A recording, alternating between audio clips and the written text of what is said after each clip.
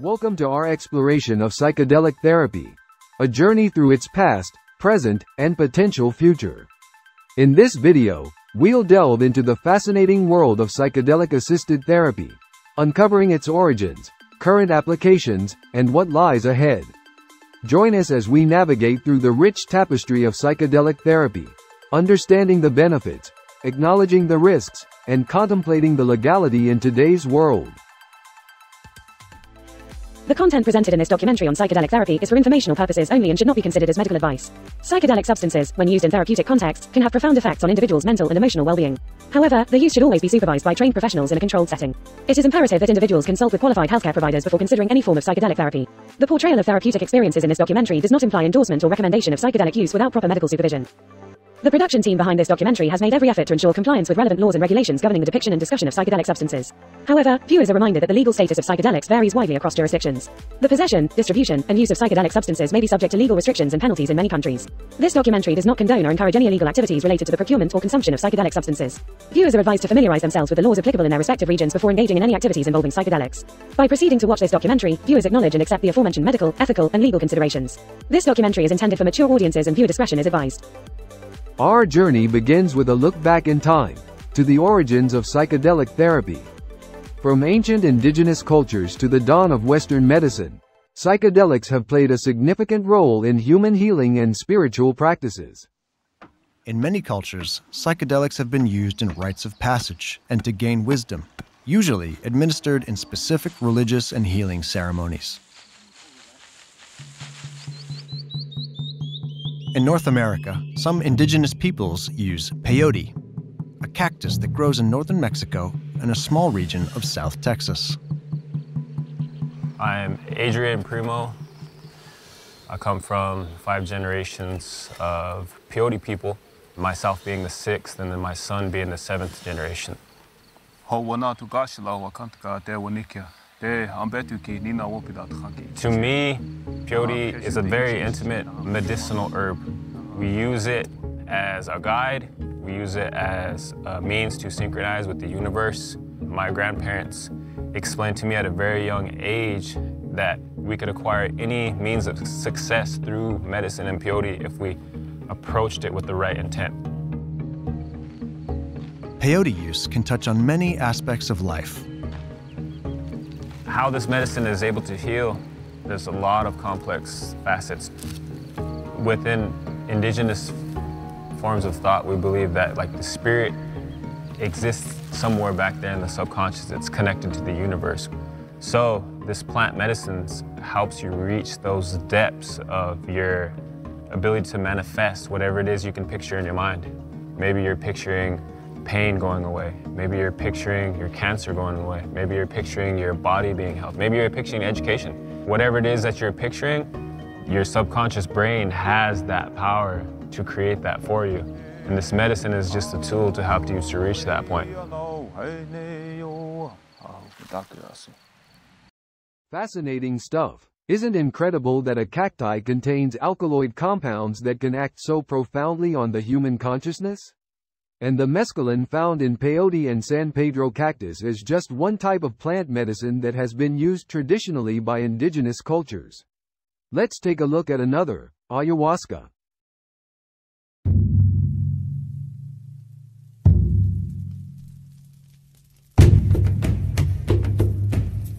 Those who are brave enough to wander deep into the Amazon rainforest, far off the beaten paths traveled by the tourists, might come across the descendants of an ancient people, not bound together by bloodline or territorial boundaries, but by the waters they fish, the forests in which they hunt, and the plants that they collect, all while maintaining harmony with nature.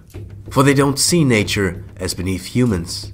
Instead, they believe nature to be a divine entity in itself, a pantheistic god, a god that can be contacted and understood through a drink called ayahuasca. Oh, that last bit gave me shivers. Pure poetry. What did he say again? They don't see nature as beneath humans. Instead, they believe nature to be a divine entity in itself, a pantheistic god. A god that can be contacted and understood by a drink called ayahuasca. Wow. Well, we'll continue our journey into the rainforests in just a moment, but let's take a step back even further in time. The earliest evidence of psychedelic use can be found in a cave in the Tassili en Adja region of the Sahara Desert, Algeria. In this cave is a mural depicting what is referred to as the mushroom man, or mushroom shaman, a bee-headed figure with mushrooms sprouting out of his body, mushrooms identified as psilocybe myrrhae. These are psychedelic mushrooms native to the region. The mural is 7,000 to 9,000 years old. Another early piece of evidence of possible psychedelic use comes from the Selva Pascuala mural in a cave near Villa del Humo, Spain. The mural features mushrooms that researchers believe to be Psilocybe hispanica, a local species of psychedelic mushroom. This mural is 6,000 years old. And now let's talk about mescaline. We heard earlier about the use of peyote, and there is evidence of early use of this in the Rio Grande in Texas. The researchers who discovered the specimens, dating back to 3700 BC, said, the identification of mescaline strengthens the evidence that native North Americans recognized the psychotropic properties of peyote as long as 5,700 years ago. Meanwhile, the use of the San Pedro cactus, which also contains mescaline, is more than 3,000 years old in Peru.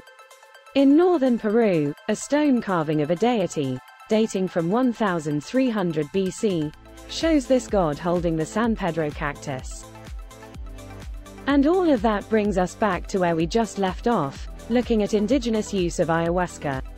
In 2019, a study published in the Proceedings of the National Academy of Sciences describes the discovery of a 1,000-year-old shaman's pouch containing multiple psychedelics, including bufotenin and DMT.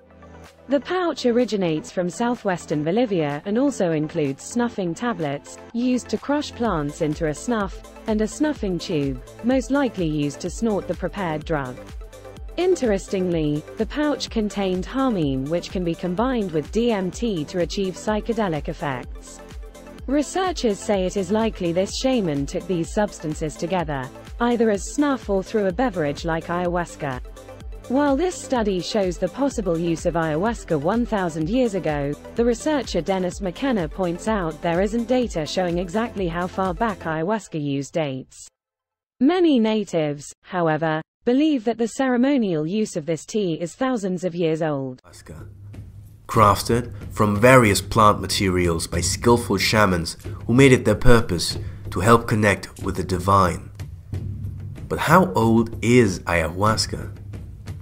The single ingredients have always been there since before the humans first walked the earth.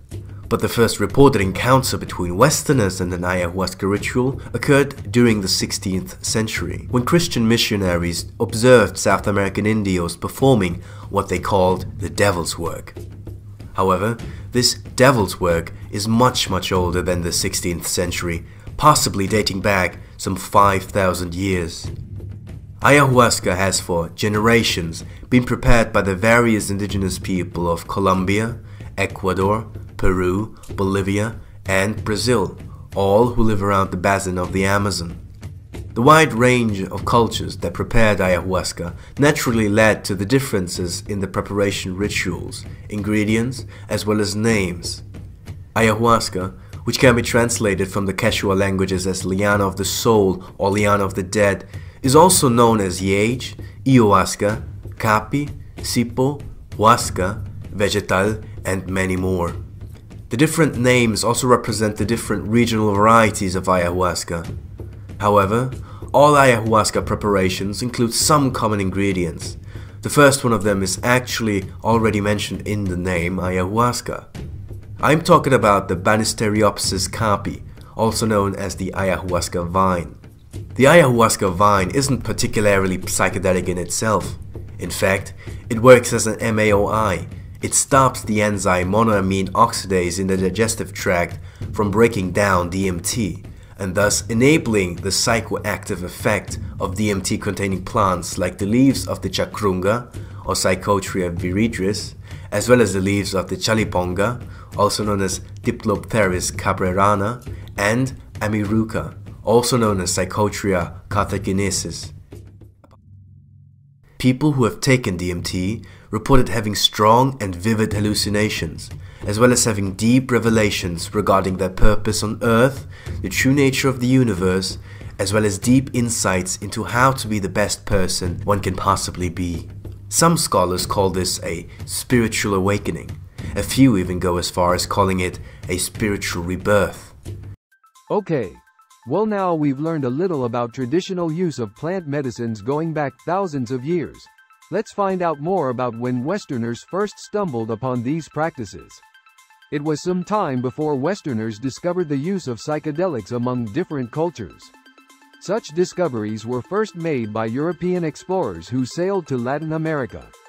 Here is a timeline of some of the most famous discoveries. In 1496, Friar Ramon Payne, who accompanied Christopher Columbus on his second journey to the Americas, noted how the Taino people of Haiti and Dominican Republic would consume a psychoactive snuff called cohoba, or yopo. This snuff is made from Anodinanthera peregrina, a type of shrub that contains DMT and 5-MeO-DMT. In 1560, Fray Bernardino de Sahagun, a Spanish missionary priest, wrote about how the Aztecs were using peyote and psychedelic mushrooms. From 1570 to 1575, Francisco Hernandez, a Spanish conquistador, carried out investigations in Mexico and discovered the use of olaliuqui by the Aztecs. This is a species of morning glory, a plant the seeds of which contain LSA. In 1591, the Spanish physician Juan de Cardenas described the use of peyote in the Indies. In 1851, English ethnobotanist Richard Spruce was exploring the Amazon and observed that the Tucano Indians of the Rio Uapés in Brazil were drinking the visionary brew ayahuasca. And in 1864, French physician Griffin du Bellay reported the use of iboga root, which contains ibogaine, in Gabon and the Congo. Western explorers, geographers, ethnologists, anthropologists and pharmacologists continued to sample, experiment with, and purify various psychedelic substances in the first half of the 1900s, often working closely with indigenous peoples to understand the ceremony, rituals and sacrament involved in the consumption of these plant medicines. But it was in the 1940s and 1950s that the Western world's understanding of psychedelics, and indeed the Western world itself, was to undergo a seismic change. Nothing would ever be the same again. And then there is the kind of mid-century, 20th century history, which begins with Albert Hoffman, who is a brilliant chemist with the Sandoz Company in Switzerland. And he, in effect, invents LSD. First in 1938, but he doesn't know what he has yet. He's looking for a drug to help women in childbirth. And he's working with something called the ergot fungus, which is a fungus that infects grain, and in fact was responsible for various episodes of public madness throughout European history. May have been involved in the Salem witch trials too. People who eat this infected grain would have hallucinations and go kind of crazy. And they'd also get gangrene, and it was a pretty nasty fungus. He was taking the ergotamine molecule and making all these derivatives from it. And the 25th, LSD 25, he tried on animals, didn't seem to do anything, put it on the shelf.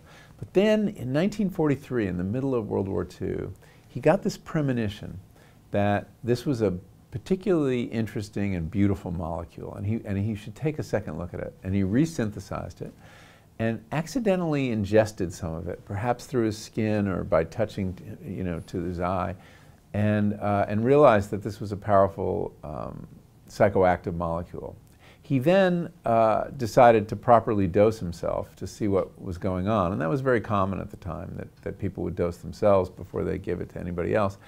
And he took 250 micrograms, which he thought was a very small dose, and for any other drug it would be a very small dose, but LSD is immensely powerful. And he has the first acid trip in history. And it's not a pleasant experience. He feels like he's going mad. The furniture is coming to life. He leaves his body and sees himself from the ceiling. And he tells his research assistant, this young woman, that he's got to get home because he was in the lab. And it's the wartime, there's no gasoline, so they take a bicycle. And there's a famous bike ride, which is still commemorated here on 421, I think, of him, trying to get home on the bike with his lab assistant. And he gets there and he summons the doctor, and the doctor takes a look at him and says, you're fine, your pupils are dilated, but all your vitals are normal. And as the experience wears off, he starts feeling really good, and he gets this powerful sense of well-being, and he goes out in the garden and he describes the garden, jeweled with dew, and how he felt like Adam on the first day of creation, and that was the kind of ecstatic piece of the experience. So there you have it, the first acid trip. But he didn't know, and Sandoz, the company he worked for, really didn't know what was it good for. How could you use this drug? How could you monetize it, as we would say? So Sandoz does something very interesting. They organize, basically a crowd-searched research project where they offer LSD to any researcher, therapist, who wants it for free. And really all you needed was some good letterhead, and you could get a ton of Sandoz LSD for a period that lasted 12 or 13 years. After my first experience with what would later become known as LSD, after that experience I tried to find some sort of explanation. Each individual who experiences LSD enters another reality. He enters another world seemingly even more real than actual reality. Until that day I'd always thought there was only one reality. Suddenly I was experiencing another. I tried to understand scientifically how it was one could experience another reality. Then I said to myself that for reality to exist you need someone to experience that reality, or it doesn't exist. We need a subject that is experiencing, as well as an object that is experienced. Take television as a metaphor. For a picture to appear on a screen there must be a transmitter, a receiver, and an aerial. In the case of the representation of reality, the outer, material world acts as the transmitter, and our senses as the aerial. Our consciousness acts as the TV screen, transforming impulses from the outside into a living picture of the external world. Goodness me, how amazing to hear from the legend himself, Albert Hoffman, albeit in hubby's voice. Albert Hoffman, the Swiss chemist, is renowned for his accidental discovery of lysergic acid diethylamide, LSD, in 1943, a pivotal moment in psychedelic research. This discovery revolutionized psychiatric medicine, fostering exploration into altered states of consciousness. Moreover, Hoffman's contributions extended to the isolation and synthesis of medicinal compounds from plants, notably his work with ergot alkaloids like ergotamine, used in treating migraine headaches.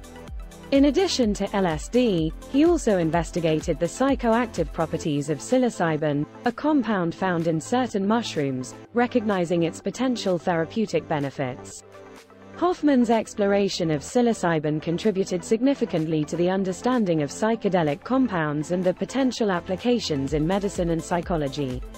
His work has had a lasting impact on scientific inquiry into psychedelics, influencing fields ranging from neuroscience to spirituality. Let's go back to Michael Pollen, author of best-selling book How to Change Your Mind, and hear what came next. And this led to this very fertile period of research in the 50s. And again, most people didn't realize, most people now don't realize how much LSD research was going on. And so people used it in a variety of ways, and there was this effort to figure out what was it good for and what was it. Originally, it was called a psychotomimetic. That means a drug that mimics the effects of psychosis. And that's certainly what it looked like to a psychiatrist. I mean, the people on it were hearing voices, seeing things that weren't there, and feeling their personalities fall apart. And so it looked like a psychotic reaction, and that's what they thought it was. And the thinking was that maybe since a chemical could induce this experience, perhaps there's a chemical interpretation of schizophrenia. And perhaps we could use this drug to understand the mind of the madman, that the therapist could really put him or herself in the shoes of someone with schizophrenia. So that was the original idea. But then some of those therapists started using the drug themselves, again, normal at the time, and they were like, this isn't psychosis. This feels much better than psychosis, and this is something else. And so they tried to come up with a new paradigm of understanding. They threw out the word psychotomimetic, and they then moved to this idea of two ideas. One was psycholytic, a mind-loosening drug, and that at moderate doses, 50, 75 micrograms of LSD, someone could sit in a chair in their psychoanalytic session with a psychiatrist, and they would have unusually free access to their unconscious. That they would feel, less defended, more open. And indeed, this worked quite well. There was a real period in the 50s of psycholytic psychotherapy going on, especially in LA. And a great many celebrities, people like Cary Grant and Jack Nicholson and Andre Previn and a whole list of people in LA were getting this kind of therapy. And they found it immensely useful. Cary Grant gave a famous interview about how it had changed his life. It had helped him transcend his ego and made him irresistible to women and made him a much better actor. Doesn't sound like he totally transcended his ego. So that was one path. And then the other path came to be known as psychedelic therapy. This word is coined in 1957, I believe, by a psychiatrist, English psychiatrist working in Saskatchewan named Humphrey Osmond. And it means simply mind manifesting, the idea being that these drugs would amplify mental processes, give you access to the unconscious, and could be useful in a therapeutic way. And they began treating alcoholics with it, and that was quite successful. People with depression, cancer patients struggling with anxiety and their fear of death. Actually, in the 1950s, LSD becomes, it's considered by many a psychiatric wonder drug that is getting better results than anything else out there. And there are, just to give you an idea how widespread this was, there were 1,000 papers published on psychedelics, LSD and psilocybin. Psilocybin comes into the picture a little later in the decade. There were 40,000 research subjects, people who'd been dosed with it, and there were 6 international conferences on LSD. So here you have this very exciting, promising period of research that's going on without any government interference, without a lot of controversy. But in the 60s, everything goes haywire. Thank you very much, Mr. Pollen. You explained that much more eloquently than I could have done. And dear viewer, if you haven't checked out Pollen's book, How to Change Your Mind, I would thoroughly recommend it. Pollen, an acclaimed author and journalist known for his works on food, agriculture, and the environment, ventured into the exploration of psychedelics due to a growing interest in the resurgence of research into their therapeutic potential. The book was inspired by his personal experiences with psychedelics, as well as his investigation into the scientific, historical, and cultural aspects of these substances. Pollen's aim was to shed light on the promising therapeutic applications of psychedelics, particularly in the treatment of mental health conditions like depression, anxiety, and addiction, and to challenge societal stigmas and misconceptions surrounding these substances. And what's more, it's a rollicking good read. Anyway, between 1960 and 1967, the psychiatrist Stanislav Grof carried out more than 4,000 LSD-assisted therapy sessions. These sessions were aimed at exploring the therapeutic potential of LSD-assisted psychotherapy for various mental health conditions. Grof's work involved administering LSD to patients in a controlled setting, facilitating deep introspection and emotional processing. Through these sessions, Grof observed profound experiences, including spiritual insights, emotional release, and increased self-awareness. He documented a wide range of therapeutic outcomes, suggesting that LSD therapy could be effective in treating conditions such as depression, anxiety, addiction, and trauma. Grof's extensive research contributed significantly to the understanding of psychedelics' therapeutic effects and paved the way for further exploration in the field of psychedelic-assisted therapy. So what exactly did Michael Pollan mean when he just said that, in the 60s, everything went haywire? The 1960s was a transformative decade characterized by significant social, cultural, and political changes that left a lasting impact on society. With the civil rights movement, women's rights movement, environmental awareness, technological advancements, peace and anti-war movements, countercultural uprising, and a flourishing of art, music, literature, and fashion, this was a turbulent era. Regardless of whether psychedelics created this societal change, or were a byproduct of it, a wave of interest in these substances swept across the globe like wildfire. Scientists like Timothy Leary and Richard Alpert, based at Harvard University, embarked on groundbreaking research into psychedelics such as LSD and psilocybin. Their studies with Harvard students hinted at the profound therapeutic potential of these substances, but also blurred many ethical lines. The era also witnessed a surge in recreational drug use, raising concerns about safety, bad trips, and the long-term effects of these drugs on the brain. Psychedelics became entangled with the countercultural movements of the time, sparking fear and backlash from the establishment. As psychedelics became emblematic of anti-establishment sentiments, sensationalized media coverage and exaggerated reports of adverse effects fueled public hysteria. What's more, the US government conducted several LSD trials and projects during the mid-20th century, primarily as part of covert research programs, aimed at exploring the potential military and intelligence applications of the drug. One of the most well-known projects was MK-Ultra, a CIA program launched in the 1950s that investigated various methods of mind control, including the use of psychedelics like LSD. MK-Ultra involved unethical experiments conducted on unwitting subjects, including civilians and military personnel, often without their informed consent. These experiments aim to explore the effects of LSD on behavior, interrogation techniques, and psychological manipulation. Overall, these government LSD trials and projects were characterized by secrecy, ethical breaches, and questionable research practices. While they yielded some insights into the effects of LSD on the human mind and behavior, they also raised serious ethical concerns and led to lasting mistrust of government-sponsored research in this area. Under mounting pressure due to this systemic cocktail of issues with LSD, regulatory agencies tightened restrictions on psychedelic research, classifying them as Schedule I controlled substances. This marked the abrupt end of legal psychedelic research and therapy for decades to come. The shutdown of psychedelic research in the 1960s left many questions unanswered. But as the 21st century dawned, a new era of scientific exploration began, reigniting hope for unlocking the therapeutic promise of psychedelics.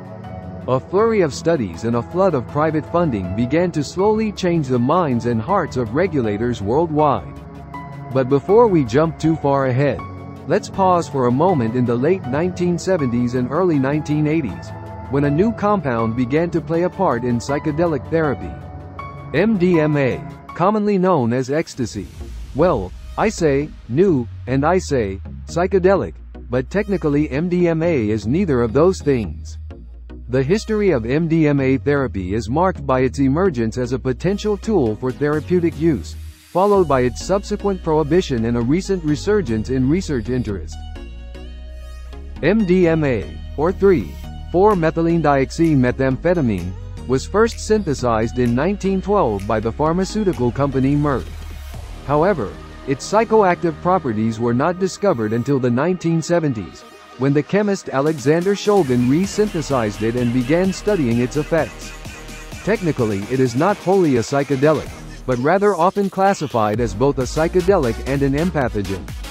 MDMA is psychedelic because it can produce alterations in perception, mood, and consciousness, which are characteristics often associated with psychedelics. Users may experience heightened sensory perception, increased emotional openness, and a sense of connectedness with the environment. MDMA is also classified as an empathogen because of its ability to enhance empathy, emotional openness, and feelings of interpersonal connection. It tends to promote feelings of closeness and understanding between individuals, often leading to increased communication and bonding.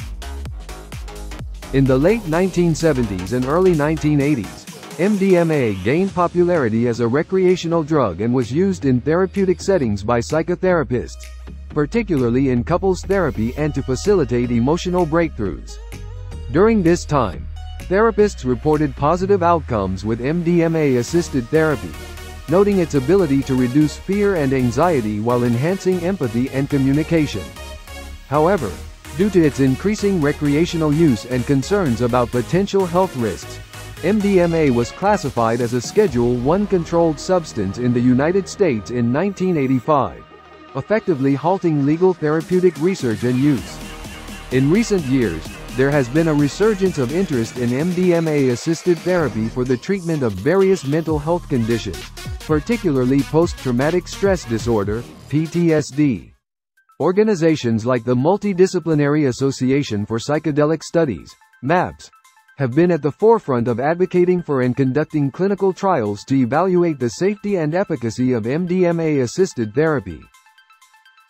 These trials have shown promising results, leading to the breakthrough designation by the U.S. Food and Drug Administration, FDA, for MDMA-assisted therapy for PTSD.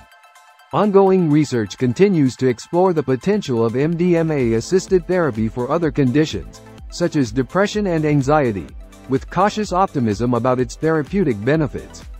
In December 2023, MAPS submitted a new drug application, NDA, for MDMA-assisted therapy for PTSD to the FDA. This marked the first NDA submission for any psychedelic-assisted therapy. The submission represented 30-plus years of clinical research into using MDMA therapy to treat PTSD. The NDA included 2 Phase 3 clinical trials that both met primary and secondary endpoints. In January 2024, MAPS PBC changed its name to Lykos Therapeutics. It also announced it closed a Series A financing for more than $100 million. This funding will support Lykos regulatory and pre-launch activities for MDMA therapy for PTSD. MDMA wasn't the only psychedelic to escape the LSD ban for a few decades. Doc just talked about the chemist Alexander Shulgin, who re-synthesized it in the 1970s. Well, Alexander, Sasha, Shulgin earned the title of the grandfather of MDMA, due to his pivotal role in its discovery and exploration. As a distinguished chemist, Shulgin delved into the realms of psychopharmacology, synthesizing various psychoactive compounds. Among these creations was MDMA, which he synthesized in the late 1970s. Shulgin, together with his wife, Anne Shulgin, extensively researched and tested the effects of MDMA, not only on themselves but also on therapists and researchers. The Shulgins' collaborative efforts catapulted MDMA into the spotlight, not just as a recreational substance, but also as a potential therapeutic tool. Sasha Shulgin firmly believed in its capacity to enhance communication, empathy, and introspection, advocating for its use alongside psychotherapy. And beyond their work with MDMA, the Shulgins are celebrated for their broader contributions to psychopharmacology. They meticulously documented their experiments and findings in their groundbreaking books PCAL and TCAL, which stand as comprehensive guides to the world of psychoactive compounds. These works have not only inspired further research but have also fostered a deeper understanding of the human mind and consciousness. The Shulgins' research extended beyond MDMA, exploring a vast array of analogues and derivatives of psychoactive substances. Their work with these analogues not only expanded the pharmacological knowledge of these compounds but also played a significant role in the development of new psychoactive substances, often referred to as legal highs.